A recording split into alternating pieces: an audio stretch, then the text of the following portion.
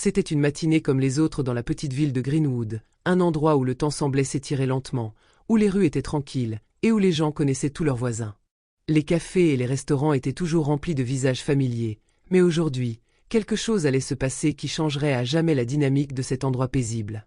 Amina travaillait comme caissière dans un café populaire du coin. Elle était une femme noire d'une trentaine d'années, souriante et énergique, avec des cheveux naturellement crépus qu'elle portait en chignon. Elle avait grandi dans ce quartier, dans cette ville, et savait que chaque journée était un mélange de sourires chaleureux et de regards désapprobateurs. Mais cela ne l'affectait plus. Amina était habituée aux jugements hâtifs, aux micro-agressions et aux remarques racistes à peine dissimulées. Elle avait appris à les ignorer et à se concentrer sur ce qui comptait vraiment, son travail, sa famille et ses rêves d'un avenir meilleur. Ce matin-là, alors qu'elle servait les clients avec son habituelle grâce et calme, Margaret, une femme blanche d'une soixantaine d'années, entra dans la cafétéria. Son apparence imposante, ses vêtements de marque, et l'air supérieur qu'elle affichait trahissaient une femme habituée à l'autorité et au respect, du moins de la part de ceux qu'elle jugeait inférieurs. Margaret n'était pas une inconnue ici. Elle venait régulièrement, mais toujours avec cette attitude froide, distante et souvent condescendante.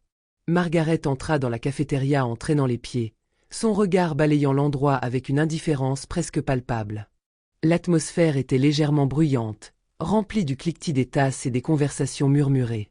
Amina était derrière le comptoir, une caissière calme et posée, ses mains habiles préparant les cafés avec une précision tranquille. Elle avait l'habitude de ce genre de matinée, où les visages familiers et les commandes répétitives se succédaient. Mais Margaret, elle, était différente.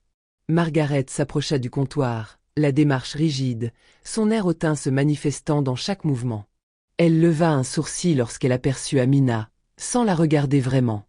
Son regard se fixa plutôt sur le menu, comme si elle hésitait encore entre des options, alors qu'elle savait déjà exactement ce qu'elle voulait. Elle s'était préparée à cette rencontre, à l'indifférence d'une serveuse qui, selon elle, ne méritait même pas une véritable attention.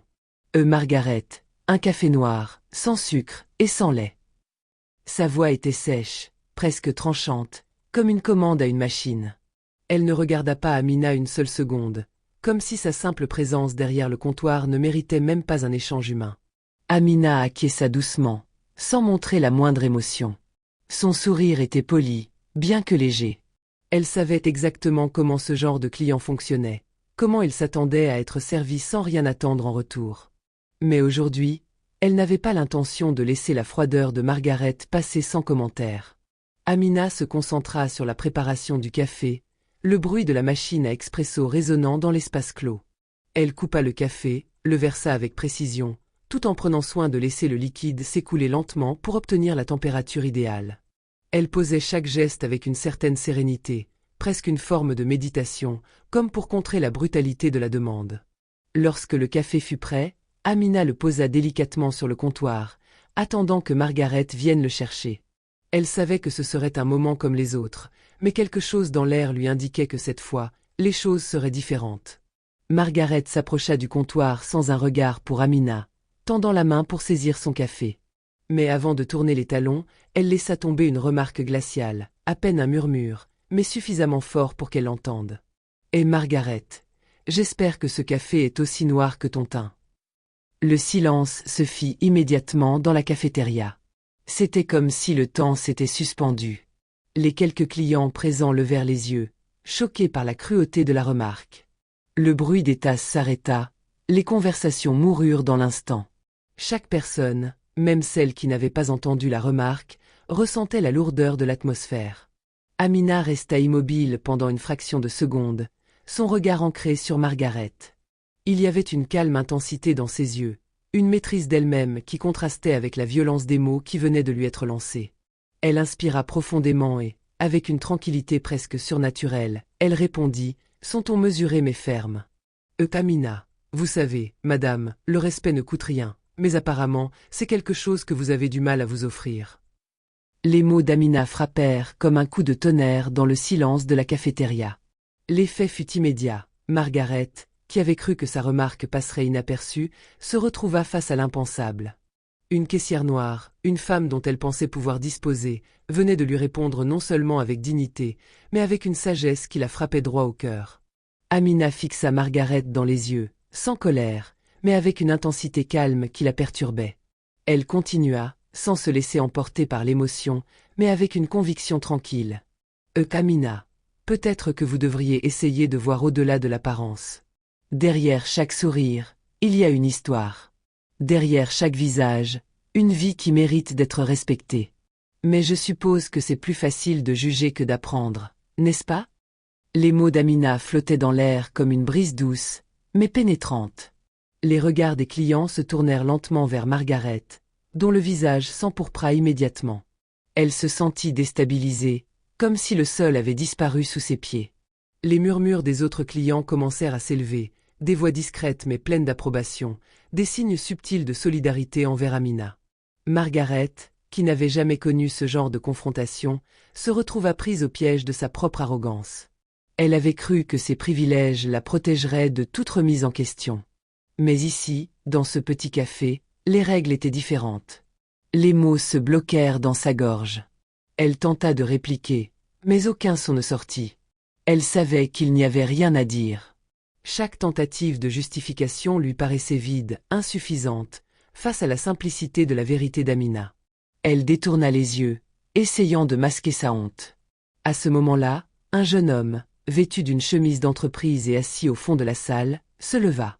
Il s'approcha du comptoir et, d'un ton calme mais ferme, soutint les paroles d'Amina. « Jeune homme, ce n'est pas à nous de nous excuser pour la couleur de notre peau. Et si ça vous dérange, vous êtes libre de partir. » Le regard de Margaret se figea sur lui, puis sur Amina.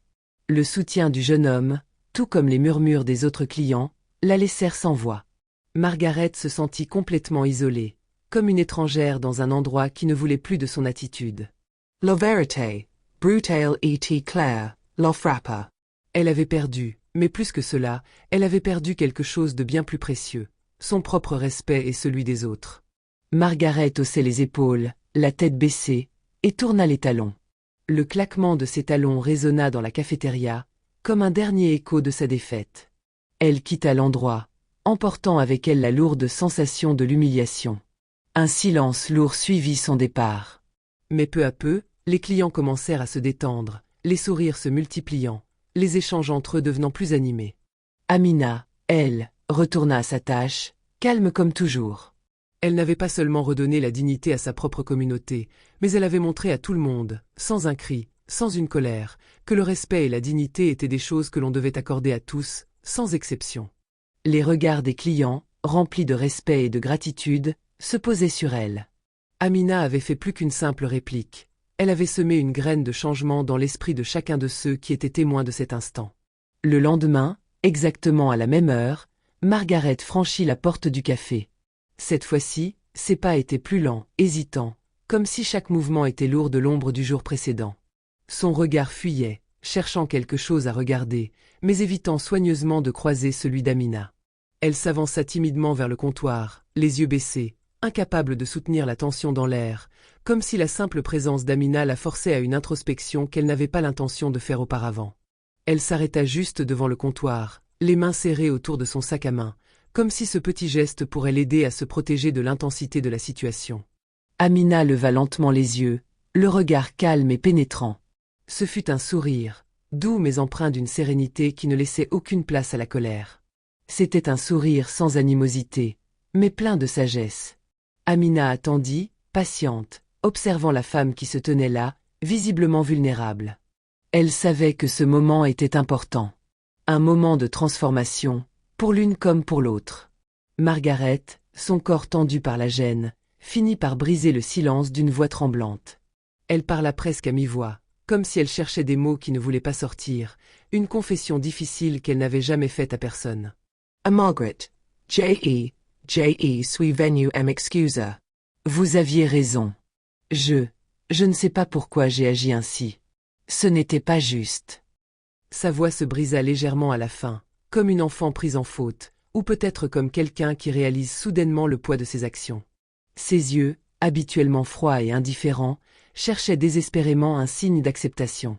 Amina la fixa un instant, ses yeux cherchant à percevoir les profondeurs de cette femme qui, hier encore, lui avait infligé une humiliation cruelle. Elle la vit se débattre avec sa propre honte, la conscience de son erreur se peignant progressivement sur son visage.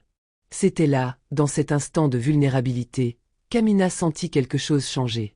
Une petite ouverture dans la carapace de Margaret, un début de réflexion. Amina la laissa parler, sans interrompre, mais elle ne répondit pas immédiatement. Elle sentait la lourdeur du moment, l'intensité de l'instant. Elle savait que c'était à Margaret de faire ce chemin, de faire face à ce qu'elle avait dit et, plus encore, à ce qu'elle avait été. Mais Amina n'était pas là pour juger, ni pour rabaisser. Elle choisit ses mots avec soin, une sagesse silencieuse guidant sa réponse. Et Amina, parfois, il suffit d'ouvrir les yeux et de voir les gens pour ce qu'ils sont vraiment, et pas pour ce qu'on veut qu'ils soient. Mais vous n'êtes pas obligé de vous excuser. Ce n'est pas à moi de vous pardonner, mais à vous de vous pardonner à vous-même. Les paroles d'Amina, simples mais profondes, pénétrèrent l'esprit de Margaret. Elle ressentit un mélange étrange d'humilité et de reconnaissance. Elle n'avait jamais entendu une telle réponse à sa propre erreur. Elle s'attendait à de la colère, à une froide indifférence, peut-être même à une vengeance verbale. Mais non. Ce qu'elle recevait, c'était une invitation à la rédemption, une main tendue, pas pour la juger, mais pour lui offrir une chance de se comprendre et de se transformer. Margaret se sentit déstabilisée, perdue dans un tourbillon d'émotions contradictoires. Elle hocha la tête lentement, incapable de formuler les mots nécessaires pour exprimer pleinement ce qu'elle ressentait. Il y avait un poids lourd dans sa poitrine, une sensation d'humilité qu'elle n'avait pas connue depuis longtemps. C'était comme si Amina venait de briser quelque chose en elle, quelque chose de rigide et de froid, qui avait été façonné par des années de préjugés et de jugements hâtifs. Elle n'était plus la même. Elle savait que cette rencontre avait modifié son regard, que quelque chose s'était déverrouillé en elle. Margaret se détourna légèrement, mais au lieu de s'éloigner comme elle en avait l'habitude, elle resta là, comme en suspension dans le temps. Elle ne savait pas encore ce qu'elle allait faire de cette prise de conscience, mais elle savait une chose. Elle ne pouvait pas repartir comme si de rien n'était. Elle venait de vivre une leçon qu'elle n'aurait jamais imaginée dans ce café. À partir de ce jour-là, Margaret devint une cliente régulière, mais non pas la même que celle d'avant. Elle n'était plus distante, hautaine ou condescendante. Chaque matin, elle venait, un peu plus humble à chaque fois, et Amina l'accueillait avec un sourire sincère, comme si chaque café était une chance pour Margaret de se redéfinir. Ce n'était pas facile, bien sûr. Il y avait des jours où les anciennes habitudes de Margaret se faisaient sentir, où elle trébuchait encore sur ses réflexes. Mais petit à petit, elle devenait plus attentive, plus respectueuse, plus consciente de la manière dont elle traitait les autres. Elle avait appris, de manière brutale mais nécessaire, que les jugements hâtifs et le racisme ne menaient qu'à l'isolement et à la souffrance. Et parfois, c'était à ceux que l'on sous-estime, à ceux que l'on réduit à de simples serveurs ou caissiers, qu'il appartenait de nous apprendre les plus grandes leçons. Amina, quant à elle, se rendit compte que son rôle ne se limitait pas à servir des cafés, à prendre des commandes. Non, son rôle était bien plus vaste. Elle semait des graines de respect et d'humanité là où le racisme, l'intolérance et les préjugés avaient pris racine. Chaque sourire, chaque mot de soutien était une petite victoire contre l'ignorance, une façon de rappeler que derrière chaque visage, chaque sourire, il y avait une vie qui méritait d'être respectée. Elle n'avait pas seulement changé une cliente ce jour-là. Elle avait, sans le savoir, planté une graine dans le cœur de quelqu'un, qui, avec le temps, pourrait voir le monde différemment. Et peut-être, juste peut-être, que cela suffisait.